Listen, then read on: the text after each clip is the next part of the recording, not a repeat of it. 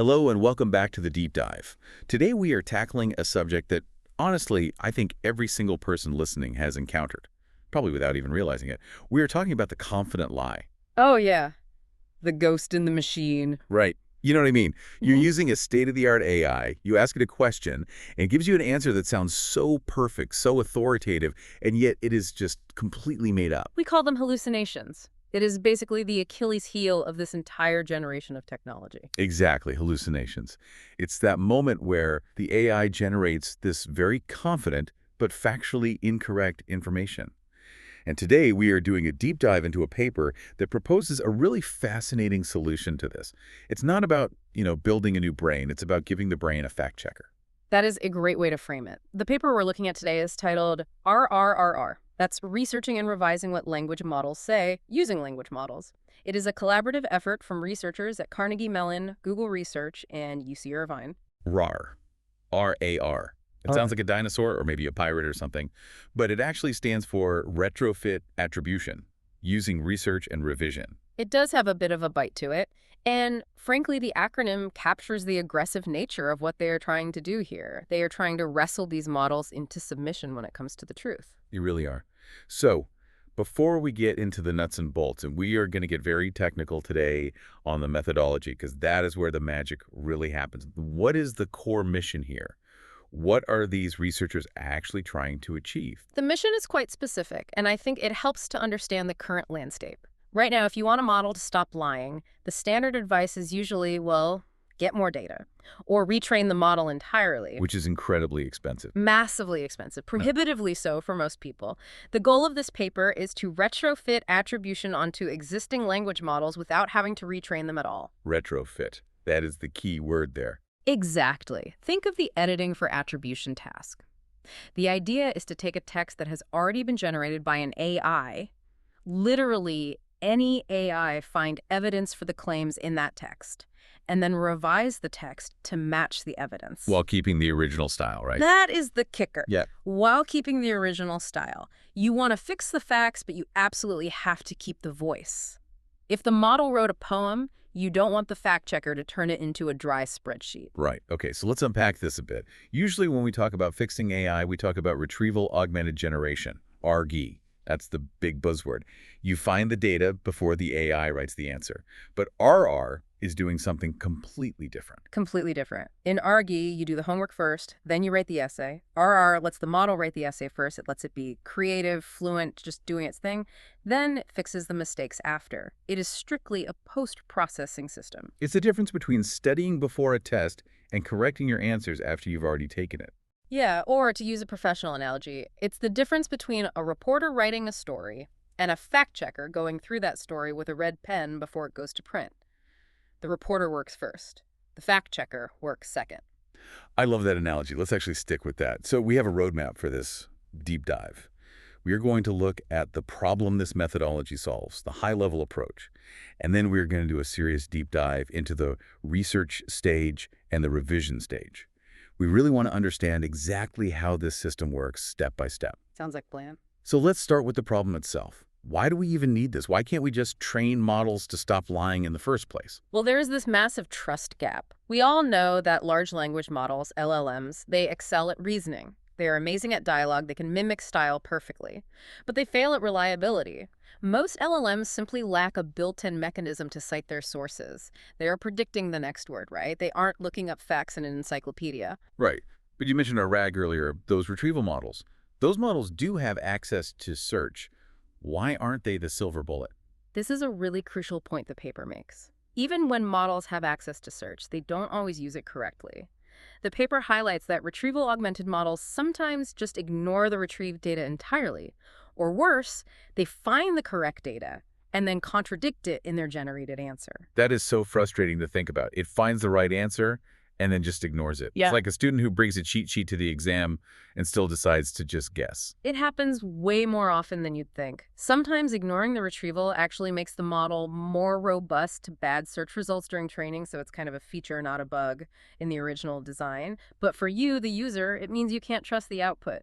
And then there's the black box issue. Right, the black box. Retraining these massive models, we're talking GPT-3, Paul M, LaMDA, to be more truthful is just incredibly difficult.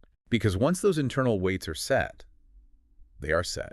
You can't just open up the brain and surgery out the specific neuron that thinks the Earth is flat. Exactly. You can't just tweak one fact without potentially breaking 1,000 others. So the methodology we are discussing today targets a model-agnostic approach. Model agnostic. That sounds like it plays well with others. RR is designed to work on the output of any model. It doesn't need access to the model's internal weights. It doesn't need to know how the model thinks or what data it was trained on. It just looks at the text the model produced. You could feed it output from GPT-3, from Paul-M, from some open source model that hasn't even been invented yet. RR treats the generator as a black box and just deals with the raw text. That is super powerful because it means you don't have to wait for the next generation of AI to get better facts. You can just slap this fact checker on top of what we already have right now. Precisely. But there is a tension here, and the paper is very upfront about it. We are balancing truth versus style. Right. We want the facts, but we don't want to lose the voice of the original generation. Exactly. If you have a model that writes this beautiful, poetic description of a historical event, but it gets the date wrong by a year, you want to fix the date. You do not want to turn the whole paragraph into a dry, robotic list of bullet points just to be safe. So the methodology has these dual goals. Yes. Attribution, meaning is it supported by evidence? And preservation, meaning does it still sound like the original text? Okay, so that is the core problem. We have lying AIs, retraining is a nightmare, and we want to keep the style intact. Enter RARR. Let's talk about the high-level approach. What is the actual intuition here? The intuition really does go back to that newsroom editor workflow we talked about. You have a draft. That draft is the input text produced by your generation model. RARR acts as the editorial team. It performs two main stages: research and revision. Research and revision, R and R. Stage 1 is research. Go out and find the external truth. Stage 2 is revision. Modify the text to align with that truth. And what technology is actually powering this editorial team? Is it some rigid Python script, or is it AI as well? That is the beauty of this paper. It is using language models to check language models. RARR itself uses a massive large language model, specifically Paul-M 540B in the paper's experiments, to do the checking. So it's literally using AI to police AI. In a way, yes. They use a technique called few-shot prompting to make this work. Few-shot prompting. We hear that term thrown around a lot. What does it actually mean in this specific context? It means R isn't trained in the traditional sense. The researchers didn't feed it millions of examples of corrected text and update its weights.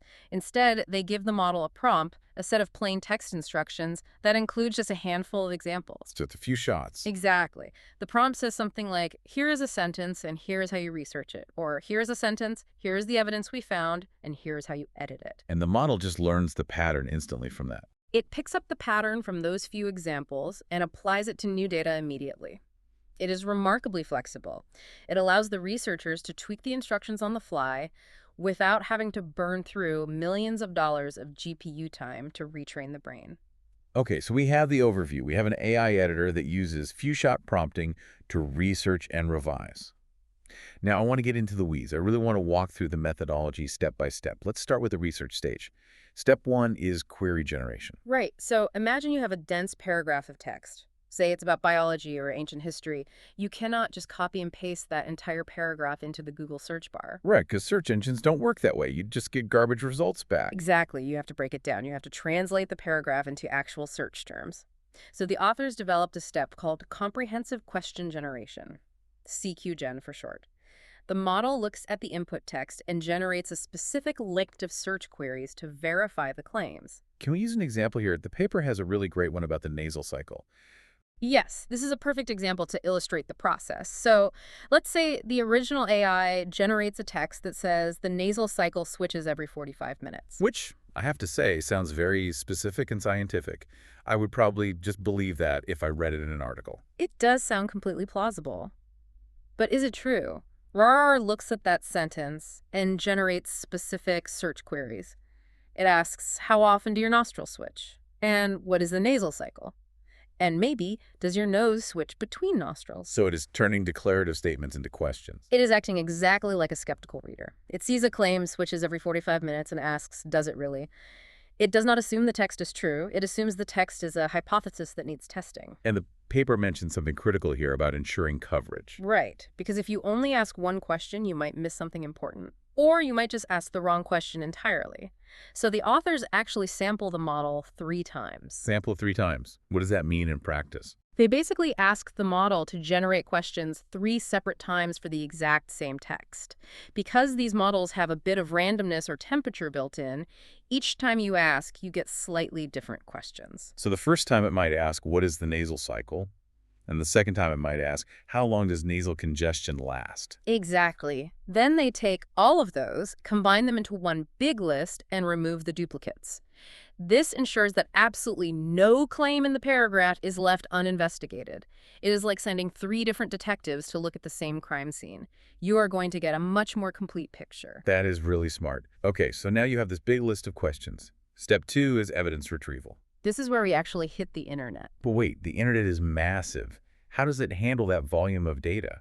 For their experiments, they just use a standard Google search API. For each query on that list, they retrieve the top 5 web pages. Okay, but web pages are incredibly long. If I search nasal cycle, I might get a 10-page medical journal or a Wikipedia entry with 50 different sections. Does the model read the whole thing? It can't, really. That is way too much context for most models to handle efficiently, and it introduces a massive amount of noise. You'd lose the specific fact you're looking for. So they use a sliding window technique. Sliding window. I love this visual. Explain how that works. Imagine you have a long scroll of text. That is the web page you just downloaded. You have a little frame, like a cardboard cutout, that allows you to see only 4 sentences at a time. Okay, I'm picturing it. The system slides this window across the text. It reads sentences 1 through 4. Then it slides down exactly 1 sentence and reads 2 through 5. Then 3 through 6. Oh, so it overlaps. It's scanning. It is systematically scanning every possible chunk of the text. Okay. It breaks these massive web pages down into these bite-sized snippets. And then what? It obviously can't keep all of them. That would be thousands of snippets. No. It uses a relevance scoring model. It ranks all these little snippets to find the absolute best match for the original query. So for the query, how often do your nostrils switch, it is looking for a snippet that contains a time duration. It might find 50 snippets that mention the word nose, but only one that says 2.5 hours. So let me get this straight. We have gone from a claim in the text to a generated question, to a Google search, to a downloaded web page, to a specific 4-sentence snippet from that page. Correct. It essentially creates a bespoke database of evidence tailored specifically to the claims in your exact paragraph. That is a massive amount of filtering. It is. And that brings us to the revision stage. This is where RARR gets really, really clever. We have the text and we have the evidence. Now, step 3 is what they call the agreement model. The agreement model. This sounds like the gatekeeper. It is the gatekeeper. And it solves a major efficiency problem. A naive system might just try to rewrite every single sentence based on the search results it found, but that would be terrible. It would be incredibly slow, and it would completely destroy the original text. You only want to fix what is actually broken. So this step checks if the fix is even necessary in the first place. Exactly. The agreement model takes the original sentence and the retrieved evidence and asks a very simple question. Does this evidence actually contradict the original text? And how does it know? I mean, determining contradiction is pretty nuanced. It is not just matching keywords like an old-school search engine. You're right, it requires genuine logic. So they use chain of thought prompting. This is a fascinating technique in AI. They don't just ask the model yes or no, they require the model to explicitly show its work. Kind of like in high school math class. You don't just write down the answer. You have to write out all the steps to prove how you got there. Exactly like that. The prompt forces the model to do 3 things explicitly. First, it must state the implied answer in the original text. Second, it must state the answer found in the evidence. And third, it must compare them and declare a verdict. Can we see this in action with that nasal cycle example? Sure. So the model would output something internally that looks like this. First line, you said your nose switches every 45 minutes. Right. Second line, I checked the query, how often do nostrils switch? And I found this article saying the congestion pattern switches about every 2 hours. Okay, so it has the 2 pieces on the board. And then the reasoning kicks in. Third line, your nose's switching time is about every 2 hours, not 45 minutes. This disagrees with what you said. Wow. So it explicitly lays out the logic step by step. You said X, the evidence says Y, therefore we have a disagreement. And this matters so much because if the text is already correct, the model sees that and does absolutely nothing.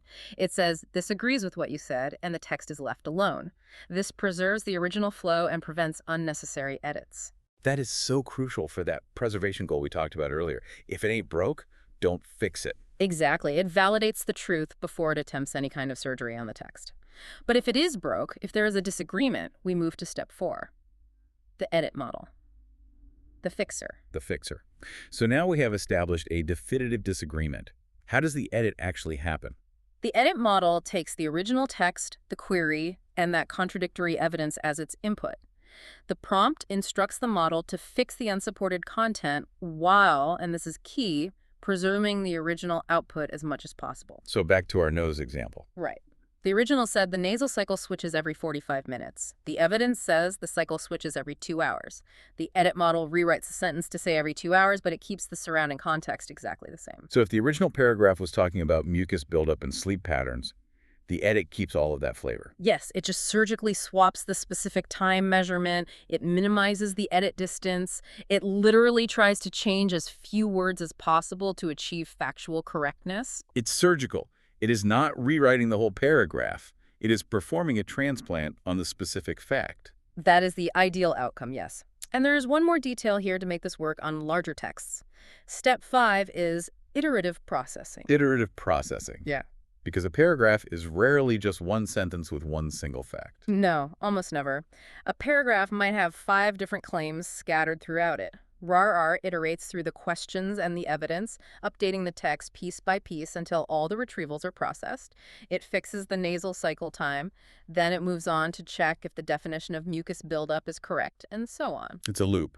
Check, fix, check, fix. Until it runs out of questions. The edits just ripple through the text sequentially. So after all this churning, generating questions, searching Google, checking agreement, editing surgically, what do we actually get at the end of the pipeline? You get 2 things. First, obviously, the corrected text. But second, and arguably just as important for the user, you get an attribution report. An attribution report. I really like the sound of that. It's great. The system selects a subset of those evidence snippets, usually capping it at about 5, that best cover the claims in the final edited text. So the user doesn't just get a text that says every 2 hours. They get the text plus a direct link to the medical journal that confirms it. That is huge for trust. It is literally showing its receipts. Exactly. It turns the AI from an unexplainable black box into a transparent reporter. You can see exactly where the information came from. So that is the methodology in a nutshell. It is a really logical flow. But I want to zoom out a bit. How does this compare to other ways researchers are trying to solve this? The paper mentions 2 big comparisons, EFCC and LambDA. Yes.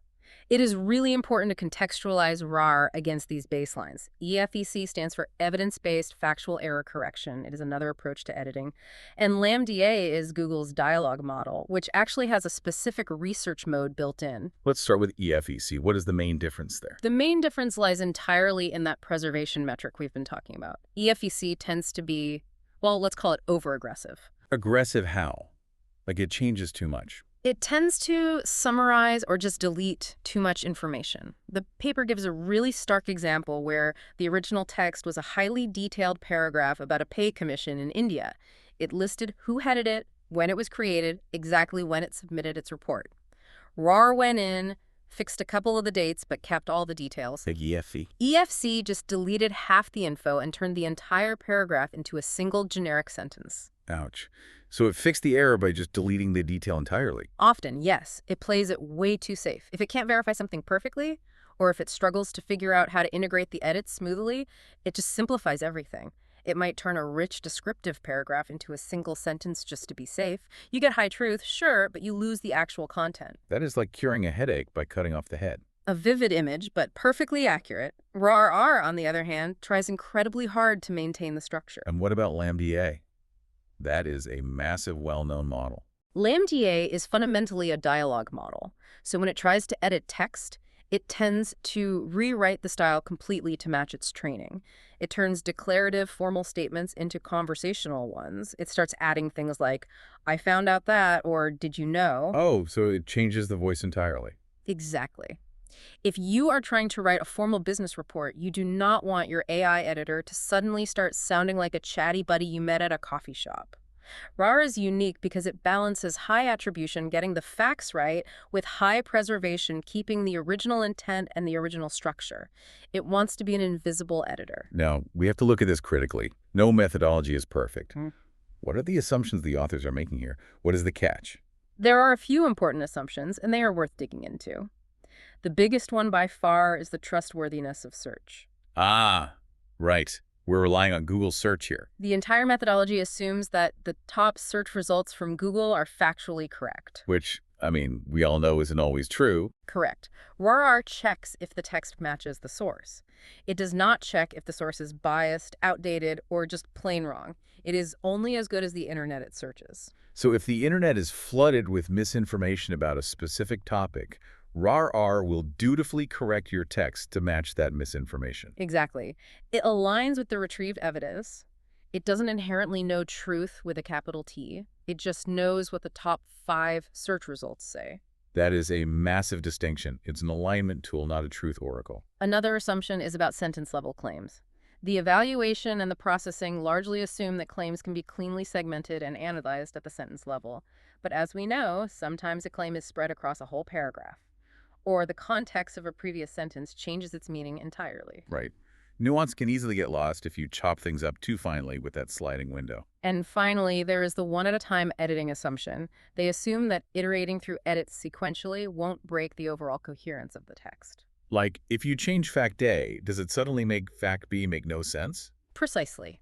The paper notes this is generally successful, but they did find edge cases where it really struggled. For example, reasoning chains. Reasoning chains. Break that down for me. Imagine the generated text says, Homer Simpson has 5 fingers, therefore he needs 2 hands to count to 5. Okay.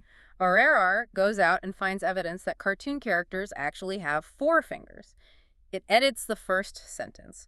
Now it reads, Homer Simpson has 4 fingers. Okay, but does it fix the conclusion? In one of their examples, it didn't. It left the text as, Homer Simpson has 4 fingers, therefore he needs 2 hands to count to 5. Which, logically, wait. If he has 4 fingers on one hand, he doesn't need 2 hands to count to 5. He can just use wait, no.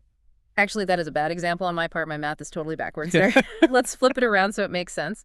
Say the text was, he has 5 fingers on one hand, so he doesn't need 2 hands to count to 5. Right, that tracks logically. If RR changes the premise to, he has 4 fingers on one hand, the conclusion that he doesn't need 2 hands is suddenly wrong logic, because now he does need the second hand to get to 5.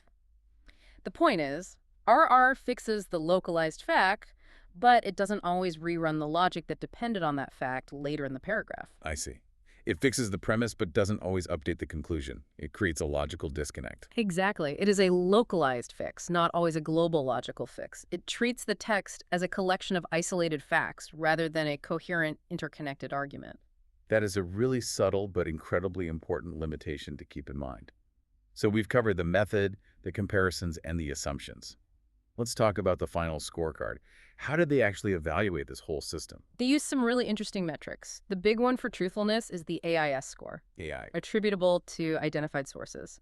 It is a measure of whether a human reader would agree that the text is fully supported by the provided evidence. So they actually had human annotators look at this. Yes, and they also used an automated version called Auto AIS to scale up the testing. They basically asked, does the final text match the footnotes we provided? And what about the style part? How do you measure preservation? They introduced preservation metrics. 2 main ones. First, intent preservation.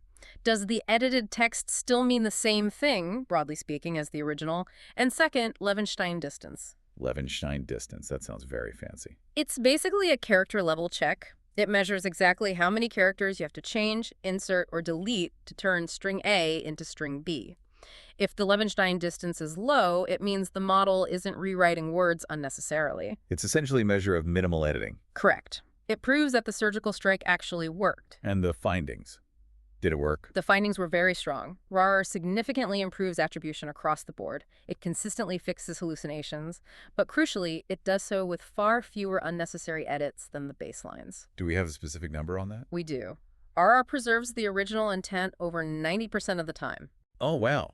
90% preservation while fixing the facts. That's huge. Compare that to baselines like EFEC, which often dropped below 40% in intent preservation because, like we discussed, they were deleting so much context just to be safe. So RARR is keeping 90% of the vibe while fixing the facts. That is genuinely impressive. It really is. It shows that you can sort of have your cake and eat it too. You can have the fluency and creativity of a massive LLM and the accuracy of a search engine. This feels like a turning point. We have been so intensely focused on making models bigger, better, training them on ever more data. But this suggests that maybe the answer isn't building a better writer, but just building a better editor. I think that is the absolute key takeaway from this paper. So what here is highly significant. This methodology allows us to fix current AI models without building new ones from scratch. Right. We don't need to wait for GPT-5 or whatever the next massive model is. We can use RR on the models we have running right now today. Exactly. It turns a creative writer, the LLM, into a reliable reporter. It bridges that gap between sounding good and being right. And it does it in a modular way. You can swap out the search engine, you can swap out the checking model. It is a framework, not just a single monolithic model. It's retrofitting. It's like taking a classic car and putting a modern GPS navigation system into the dashboard. You get all the style and feel of the classic car, but you don't get lost. That is a perfect analogy, and it opens up so many possibilities for specialized applications down the line. You could plug in a proprietary medical database instead of Google search, and suddenly you have a highly accurate medical fact checker. So we've learned how RAR works: generate text, generate multiple questions, search the web with a sliding window, check agreement with chain of thought, edit surgically, and report the sources. It is an elegant pipeline. But before we wrap up this deep dive, I want to leave our listeners with something to think about. You touched on it earlier about the trustworthiness of search. Yes, I think this is the provocative thought we all need to sit with. RAR aligns text with search results. It solves the hallucination problem relative to the internet. But what happens when the search results themselves are conflicting, or biased, or engineered by bad actors? Right, if the top 5 search results say the Earth is flat, Then RAR will dutifully edit your essay to say the Earth is flat, and it will proudly cite its sources. The system is only as good as the information environment it lives in. It solves the internal consistency problem of AI making the AI agree with the web, but it doesn't solve the external truth problem, whether the web is actually right. that is a little terrifying to think about. And think about the feedback loop we are creating. We are using AI to generate content at an unprecedented scale. We are filling the web with AI content. Now we're using AI, like RAR, to check AI content against the web, which is full of AI content. It's an Ouroboros, the snake eating its own tail. We might literally be verifying hallucinations with other hallucinations. Exactly. RAR makes AI a more faithful mirror of the web. Whether that image is beautiful or ugly depends entirely on what we put online. A faithful mirror. I really like that framing. Well, that brings us to the end of this deep dive into RAR. It is a highly technical paper, but the methodology and the implications are huge for how we interact with information in the future. Absolutely. It is a massive step towards trust, even if it is not the final destination. To recap quickly for everyone, RAR is a post-processing tool. It takes AI text, researches it using Google, checks if the evidence matches using chain of thought, and edits the text only if necessary to preserve style. And it provides sources. It solves the problem of retraining expensive models by acting as an editor rather than a brand new brain. A perfect summary. Thank you so much for breaking this methodology down with me A today. pleasure. And thank you to everyone listening. Keep asking questions, keep checking your sources, and we will see you on the next deep dive.